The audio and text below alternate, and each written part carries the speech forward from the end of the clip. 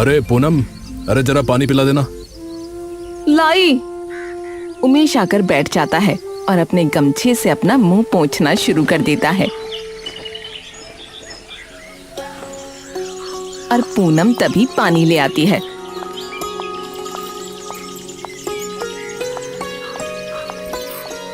ये लीजिए। उमेश पानी पीकर ग्लास नीचे रख देता है।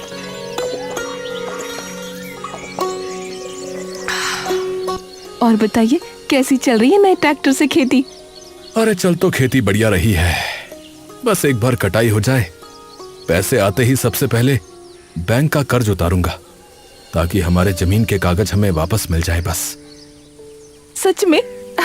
मुझे तो उसी की चिंता रहती है।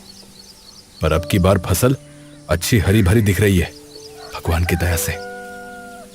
बस 1 महीना और रह रहा है कटाई में, तब तक सारा सब कुछ ठीक रहे बस। अरे बस और क्या, भोलेनाथ का नाम जपते रहो, बाकी सब ठीक ही होगा। अगले दिन उमेश और पूनम आरती की थाल ले सुबह सुबह मंदिर पहुंचकर पूजा करने लगते हैं। जय भोलेनाथ, हर हर शंभू, ओम नमः शिवाय। हर हर महादेव। उमेश और पूनम अपने जग से थोड़ा सा दूध निकालते हैं और श्रद्धा से शिवलिंग पर अर्पित कर देते हैं और बाकी का बचा सारा दूध बाहर बैठे गरीबों में बांटने लगते हैं। तभी उस भीड़ में खड़ा एक संत उन्हें देखकर मुस्कुराने लगता है।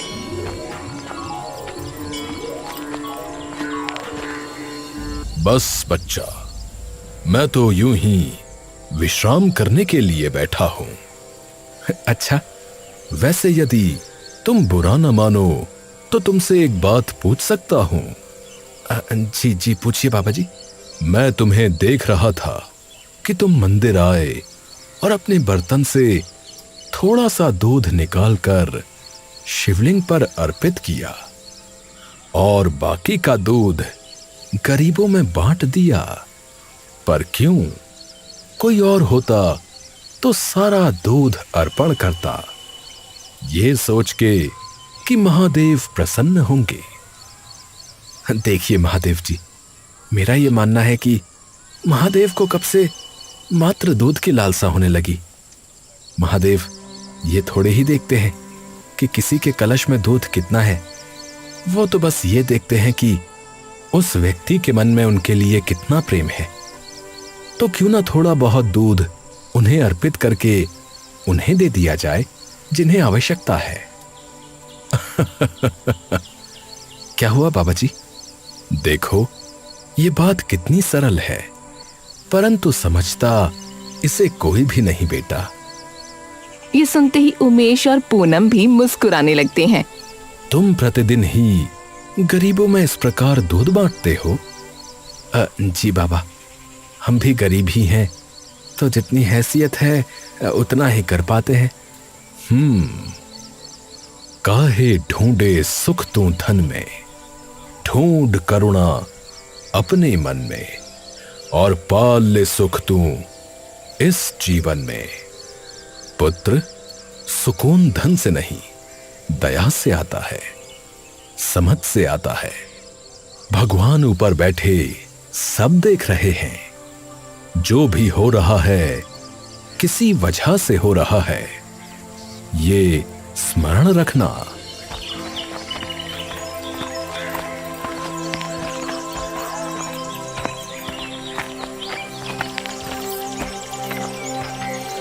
एक महीने बाद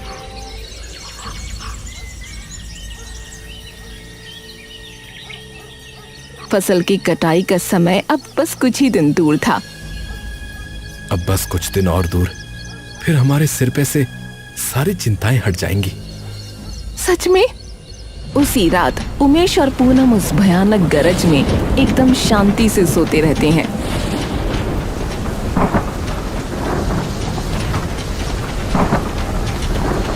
और जैसे ही वो अगली सुबह जागते हैं, उनकी पूरी दुनिया मानो उलट पुलट जाती है। अपनी मेहनत से सींची उन फसलों का ऐसा हाल देख उमेश और पूनम चूर चूर हो जाते हैं। उमेश जी, ये क्या हो गया? उमेश अपनी फसलों का हाल देख एकदम सुन्न पड़ जाता है। अरे अरे नहीं नहीं नहीं नहीं, अरे भोलेनाथ भोलेनाथ, आप ऐसा नहीं कर सकते, नहीं नहीं नहीं नहीं। उमेश और पूनम काफी देर तक यूं ही बैठे रोते रहते हैं, फिर वापस अपने घर आ जाते हैं।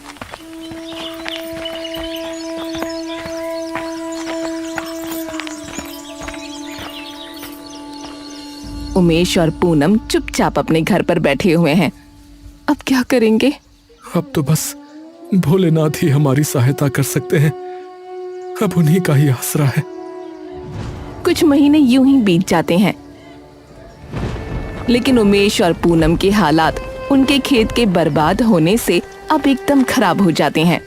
तभी एक दिन पूनम बाहर खड़ी कपड़े सुखा रही होती है कि तभी उसे दिखता है कि दूर से एक सफेद सी गाड़ी आ रही है। गाड़ी उमेश के घर के सामने रुकती है, जिसके अंदर से 2 सरकारी अफसर बाहर आते हैं। अब ये लोग कौन हैं? उमेश जी घर पर हैं? अभी बुलाती हूँ। पूनम अंदर जाकर उमेश को बुला लाती है। उमेश जी, हम बैंक से आए हैं। पिछले 2 महीने से हम आपको कई नोटिस भेज चुके हैं ट्रैक्टर की किश्त के, पर आपने किसी का कोई जवाब नहीं दिया। पिछले 3 महीनों से ट्रैक्टर की कोई किश्त नहीं गई है, इसलिए बैंक ने आपका ट्रैक्टर सीज करने का ऑर्डर दिया है। उमेश हाथ जोड़ लेता है। साहब, फसल बर्बाद हो गई थी, बस थोड़ा वक्त और दे दीजिए, मैं सारा पैसा चुका दूंगा। देखिए, हम मजबूर हैं, नियम यही है। मैकेनिक ट्रैक्टर पर रस्सी बांधता है और इंजन स्टार्ट करता है। ट्रैक्टर धीरे धीरे आगे बढ़ने लगता है। अगर बाकी पैसा भी नहीं चुकाया तो जो जमीन आपने गिरवी रखी थी ट्रैक्टर की डाउन पेमेंट के लिए, वो भी बैंक की हो जाएगी। ये सुनते ही उमेश जमीन पर बैठ जाता है और देखते ही देखते उमेश और पूनम की नजरों के सामने से ट्रैक्टर दूर चला जाता है। हे भगवान, ऐसा क्या पाप कर दिया हमने? उमेश का हाल इतना बुरा होता है कि अब उसकी जबान से एक शब्द भी नहीं निकलता। अगले दिन तभी पूनम आकर उमेश को जगाने लगती है। उठिए, जल चढ़ाने जाना है। तुम चली जाओ, मैं नहीं जा रहा। ऐसा क्यों कह रहे हैं? सब ठीक हो जाएगा, हार मानने से क्या होगा? भरोसा करने से भी क्या हुआ? मैं कहती हूँ उठिए, यहाँ अकेले लेटे लेटे दिमाग खराब हो जाएगा आपका। उमेश जबरदस्ती उठकर तैयार हो जाता है और पूनम के साथ मंदिर चला जाता है। क्यों? आखिर क्यों किया आपने ऐसा? उमेश और पूनम पूजा करके बाहर आ जाते हैं और रोज की तरह गरीबों में दूध बांटने लगते हैं। हमें ये करना बंद करना होगा, अब हमारे पास इतने पैसे नहीं हैं। ऐसा मत बोलिए। तभी एक बार फिर से वो संत वहां आ जाते हैं। आज कुछ उदास लग रहे हो। उमेश और पूनम उनकी ओर देखते हैं। नमस्कार बाबा जी। आयुष्मान भव। क्या हुआ? बाबा, मेरा एक सवाल है आपसे आज। पूछो। आपने कहा था कि भगवान सब देखते हैं, तो मुझे एक बात बताइए कि वो अगर ये देख रहे थे कि मैंने कितनी मेहनत की थी अपने खेत पे, कभी किसी का बुरा नहीं किया, मेरे से जो भी बन पड़ा उसी से मैंने गरीबों की सहायता की, सब सही था, फिर क्यों उन्होंने हमसे सब कुछ छीन लिया हमारा? और तुम्हें लग रहा है कि ये कहानी का अंत है? अब बचा ही क्या है बाबा? मैंने ये भी कहा था कि जो होता है किसी वजह से होता है। कंधे भी भगवान उसी के मजबूत करते हैं जिस पे जिम्मेदारियां बड़ी देनी होती हैं। अगर ये नहीं मिला तो क्या पता इससे कुछ बड़ा मिलना हो। कब मिलेगा बाबा? जब सब कुछ चला जाएगा तब? नहीं नहीं बेटा, जब वक्त सही आएगा। याद रखो, जो कुछ हो रहा है किसी वजह से ही हो रहा है। बस इतना कहकर वो बाबा वहां से चला जाता है। खेत चल के देख लेते हैं एक बार। अरे क्या करेंगे जाकर? देख तो लेते हैं, दोबारा से शुरू तो करना ही पड़ेगा ना। कुछ महीनों में ये जमीन भी चली जाएगी हाथों से, तो क्या ही फायदा। अब आप एक बार चलिए तो सही, ऐसे निराश होने से क्या ही होगा। पूनम उमेश को जबरदस्ती उसके खेत में ले जाती है जो पूरी तरह से बंजर हो चुका होता है। लेकिन तभी उन्हें दिखता है कि उनके सूखे खेत में एक गाय लेटी हुई है। ये गाय हमारे खेत में क्या कर रही है?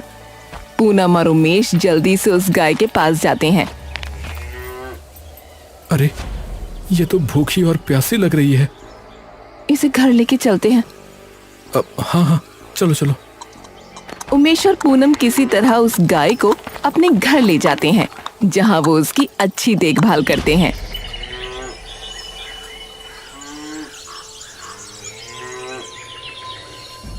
इसे रख नहीं सकते हम। क्यों नहीं रख सकते? और कहाँ छोड़ के आएंगे? अरे ऐसे कब तक रखेंगे? इसके रहने के लिए गौशाला बनानी होगी और फिर इसे यहाँ रखने में बहुत खर्चा भी होगा। इसके चारे का खर्चा, और अगर इसे दिक्कत आई तो डॉक्टर का खर्चा। गाय को पूजा जाता है और आप इसे छोड़ के आने की बात कर रहे हो? मैं कहीं नहीं छोड़ के आने वाली इसे, ये यहीं रहेगी। गौ माता का निरादर नहीं करने वाली मैं। अरे पर तुम समझ क्यों नहीं रही? आपको क्या हो गया है? माना बुरा वक्त चल रहा है, पर इसका मतलब ये थोड़ी ही है कि इंसानियत बिल्कुल खत्म कर लोगे आप। उमेश कुछ नहीं बोल पाता। उसी शाम पूनम और उमेश अंदर शांति से काम कर रहे होते हैं कि तभी उन्हें उसी गाय की आवाज आती है। इसे क्या हुआ? उमेश और पूनम बाहर जाकर देखते हैं।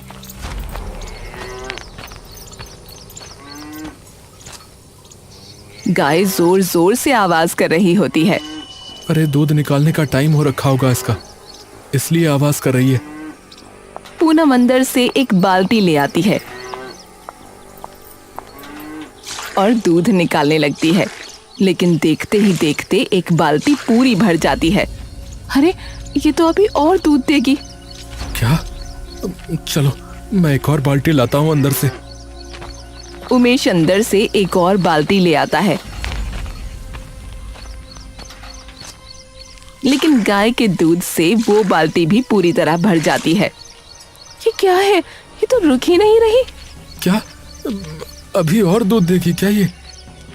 हाँ, देखते ही देखते उनके घर की सारी बाल्टियां और कुछ बर्तन दूध से भर जाते हैं। पूनम और उमेश इतना सारा दूध देखकर दंग रह जाते हैं। ये कैसे हो सकता है? अरे एक गाय में इतना सारा दूध कैसे हो सकता है? ये इतना कैसे दूध दे सकती है?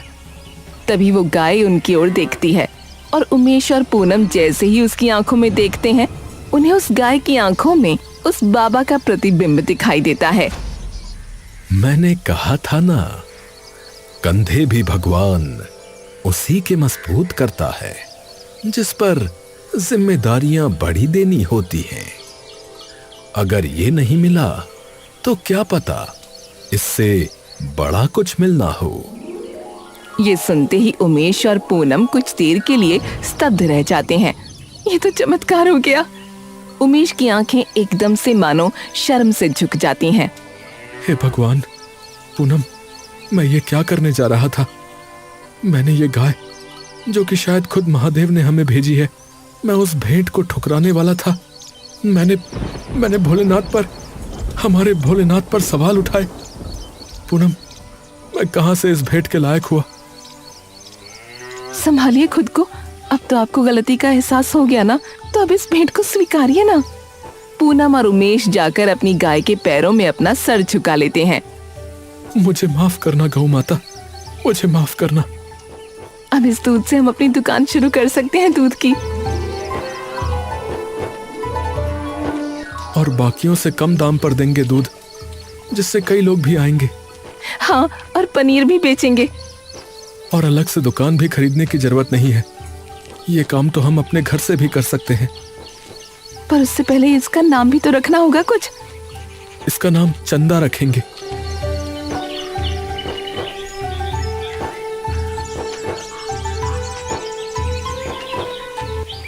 दिनों में पूनम और उमेश अपनी डेयरी खोल लेते हैं।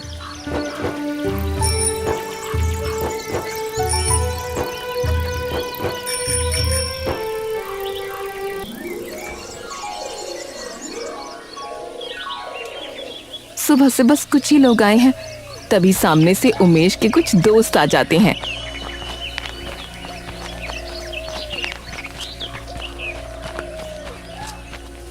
अरे उमेश भाई, अरे कैसे चल रही है नई दुकान है? अरे बस भाई, पहले दिन तो कहाँ ही ग्राहकी होती है, पर तुम लोग आए हो तो कुछ लेके तो जाना ही पड़ेगा। अरे चलो कोई नहीं भैया, तेरा भी फायदा करवा देते हैं। 2 किलो दूध कर दिए भैया। और मेरा पनीर कर दियो भैया 1 किलो है। ला फिर मेरा भी कर ही दे भाई 1 किलो दूध, सुबह नहीं लाना पड़ेगा उठ के अलग से। उमेश उन सभी को उनका दूध देकर सारे पैसे बता देता है। क्या बात कर रहा भाई, इतना सस्ता? हाँ भाई साहब, ताकि कोई भी खरीद सके, वो भी जिसके पास पैसा कम हो। भाई तुम्हारा नुकसान नहीं हो रहा है? पूनम और उमेश एक दूसरे की ओर देखकर मुस्कुराने लगते हैं। काहे ढूंढे सुख तू धन में, ढूंढ करुणा अपने मन में, और देख तू सुख आते जीवन में। अरे वाह वाह वाह भैया, अरे कवि हो गए हो, क्या खूब बात कही है भाई। तुम्हारी दया भावना ने, सच कह रहा हूं यार, मेरा मन तो जीत लिया। चलो भाई, इतने खुश हो तो अपने आसपास या जान पहचान वालों को भी बता देना। अरे वो तो हम बता ही देंगे भैया, लेकिन तुम देखना रोज खुद ही भीड़ बढ़ती जाएगी यहाँ। अरे यार, तुम्हारे मुंह में घी शक्कर।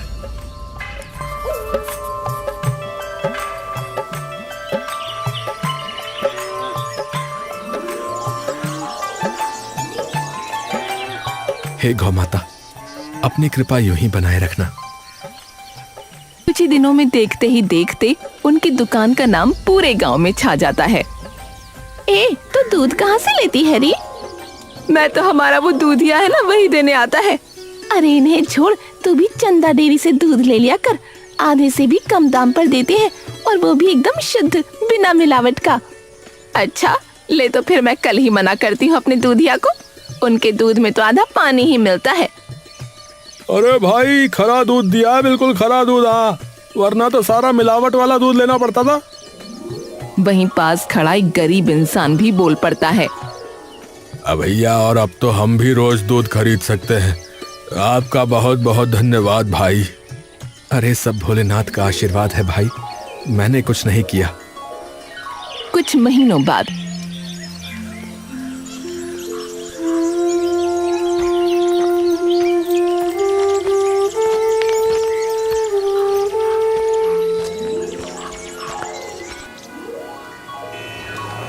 बैंक कर्मचारी उन्हें उनके खेत के कागज वापस दे देता है। धन्यवाद। उमेश और पूनम अपने घर के कागजात लेकर वापस चले जाते हैं। कुछ वक्त तक सब यूं ही कुशल मंगल चलता रहता है, और पूनम और उमेश गांव में अपनी एक और दुकान अलग से भी शुरू कर देते हैं। लेकिन दूसरी ओर गांव के दूसरे दूधिया का धंधा पूरी तरह से चौपट हो चुका होता है। अरे दिमाग खराब कर रखा है इन लोगों ने, हैं? आज तो एक भी इंसान नहीं आया दुकान पे, सारा दूध यूं का यूं रखा है। अब तो जाकर देखना ही पड़ेगा कि माजरा क्या है, ये कैसे इतना सस्ता दूध बेच रहे हैं। कल सुबह सुबह जाता हूँ देखने।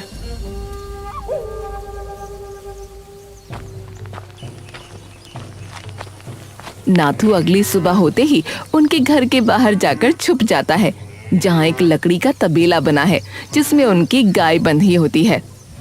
अबे यार, यहाँ तो बस एक ही गाय है, और तो कुछ दिख भी नहीं रहा। तभी उसे दिखता है कि अंदर से पूनम और उमेश बहुत सारी बाल्टियां लिए आ रहे हैं।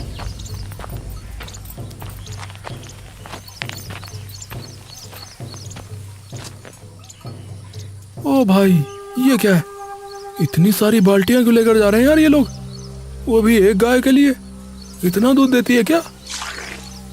और जैसे ही नाथू देखता है, उस एक गाय के दूध से ही वो सारी बाल्टियां भर जाती हैं, तो कुछ देर के लिए वो निशब्द रह जाता है। चमत्कार! अरे भैया, ये तो चमत्कार है। नाथू ये सारी चीजें देखकर वापस चला जाता है।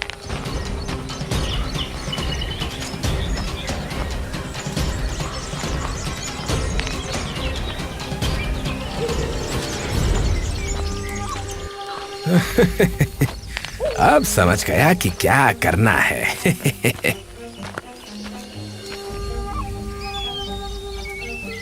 दोपहर होते ही नाथू देखता है उमेश और पूनम घर छोड़कर दुकान आ चुके होते हैं। तब नाथू चुपके से उनके घर जाता है, जहां उनकी गाय बाहर बैठी होती है। नाथू इधर उधर देखकर उसे अपने साथ ले जाता है।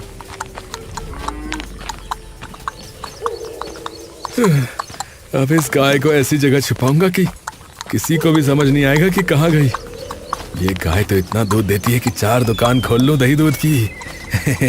अब तो पैसों की बरसात होगी, अब तो पैसा ही पैसा होगा।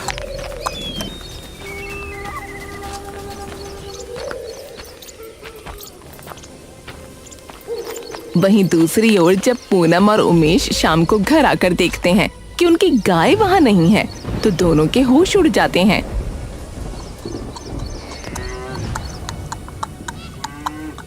हे भगवान, चंदा कहाँ गई?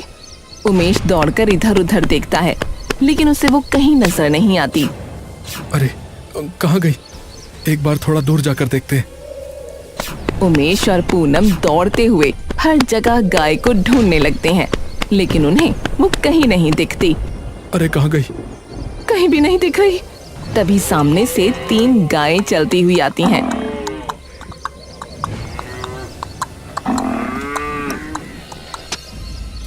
इनमें तो नहीं है। नहीं, इसमें से तो कोई नहीं है। ये तो यूं ही गलियों सड़कों पे घूमने वाली गायें हैं। तभी उमेश के चेहरे पर अनोखी सी मुस्कान आ जाती है। क्या हुआ? आप ऐसी परेशानी में मुस्कुरा क्यों रहे हैं? अरे इसलिए मुस्कुरा रहा हूँ क्योंकि जिस काम के लिए महादेव ने चंदा को हमारे पास भेजा था, वो उद्देश्य पूरा हो गया। हाँ। उमेश एकदम से खुशी से पूनम की ओर देखता है। महादेव ने चंदा को इसीलिए ही हमारे पास भेजा था ताकि वो हमें बचा सके। अब जब वो उद्देश्य पूरा हो गया तो वो भी गई। पर अब हम क्या करेंगे? जवाब सामने ही है। हम जब भी बाहर निकलते हैं तो कितनी ही गायें भूखी प्यासी सड़कों पर गलियों में घूम रही होती हैं कि शायद उन्हें कोई रोटी ही दे दे। तो अगर हम उन सभी गायों को अपने साथ ले आएं तो उन्हें बसेरा मिल जाएगा और हमारा काम भी वैसा ही चलता रहेगा, है कि नहीं? हाँ, ये सही कहा आपने। शायद चंदा गई ही इसलिए ताकि हम इन गायों की मदद कर सकें। हाँ, और याद है उन बाबा जी ने क्या कहा था कि जो कुछ हो रहा है वो किसी वजह से ही हो रहा है। उमेश और पूनम उन गायों को लेकर अपने घर चले जाते हैं।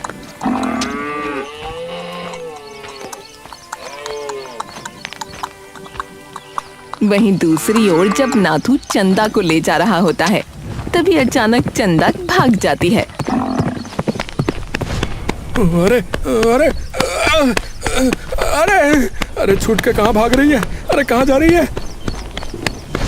नाथू उसके पीछे खूब भागने की कोशिश करता है, लेकिन वो उसकी नजरों से देखते ही देखते दूर चली जाती है। कुछ दिनों बाद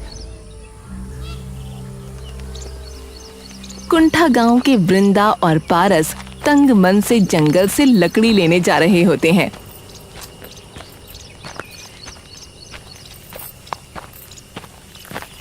कब तक यूं ही लकड़ी बेच बेच के काम चलाएंगे? और कोई चारा भी तो नहीं है। सारी जमीन और घर तो भैया ने हड़प लिया। कोई नहीं, भोलेनाथ सब सही करेंगे। बिल्कुल, हमें बस अपना मन साफ रखना है। पारस और वृंदा जैसे जंगल में पहुंचते हैं, वो देखते हैं कि तालाब के पास एक कमजोर सी गाय लेटी है। ओहो, मुझे तो लगता है कि कई दिनों से शायद कुछ खाया पिया नहीं है इसने। चलो इसे घर ले चलते हैं, वहां हम ध्यान रखेंगे इसका। पारस और वृंदा भी उसे घर ले जाते हैं और चंदा उन दोनों की तरफ देखने लगती है। लगभग 1 साल में उमेश और पूनम अपनी एक गौशाला बना लेते हैं, जिसमें वो कई सारी गायों को इकट्ठा कर उनकी रोज सेवा करते हैं। वहीं दूसरी ओर चंदा के आने से खुशहाली छा जाती है और आखिर में उन्हें भी अपनी सच्ची श्रद्धा और सच्चे मन की वजह से खूब तरक्की मिल जाती है। क्योंकि चंदा हमेशा उसी के पास ठहरती है जिसका मन सच्चा और साफ होता है।